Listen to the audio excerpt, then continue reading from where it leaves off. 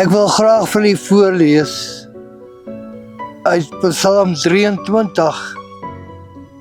Sekerlik een van die mooiste psalms wat daar wel is. En dit is altyd vir my gepas by so 'n seremonie om dit wel te kan doen. Hy sê, die Here is my herder, 'n psalm van Dawid. Die Here is my herder, niks sal my ontbreek nie.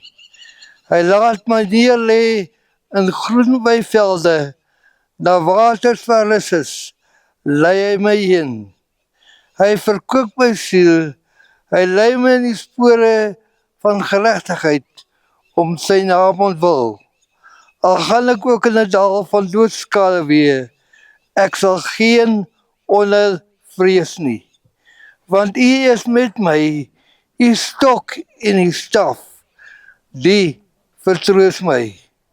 U berei die tafel voor my aangesig, teenoor my teestanders. U maak my hoof vet met olie, my beker loop oor.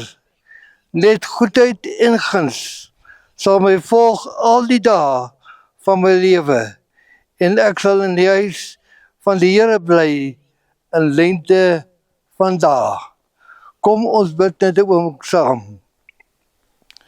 Vader, by die laaste oomblik van hierdie geliefde Rosa Omega Botha, bid ek dat die seën van die Here, wat haar gelei het tot op haar afsterwe, en dat jy nou reeds, soos ons gehoor het in die diens, haar verwelkom het in die hemel.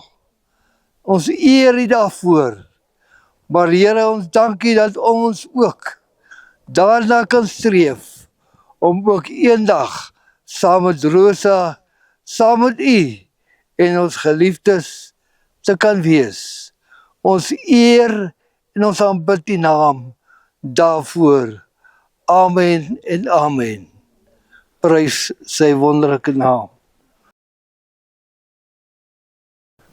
Rosa Omega Botha. Tot uit stof is jy gebore.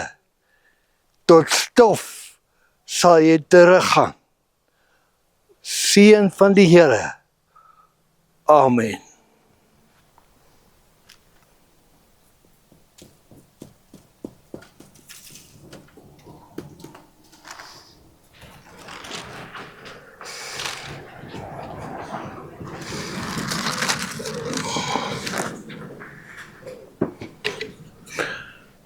Gaat nou weer wat sak of gaat nou eens die blokjes? Ons gaan nou die kus wat sak en dan gaan die 'n geleentheid kry by 'n finale afskeid. Baie dankie.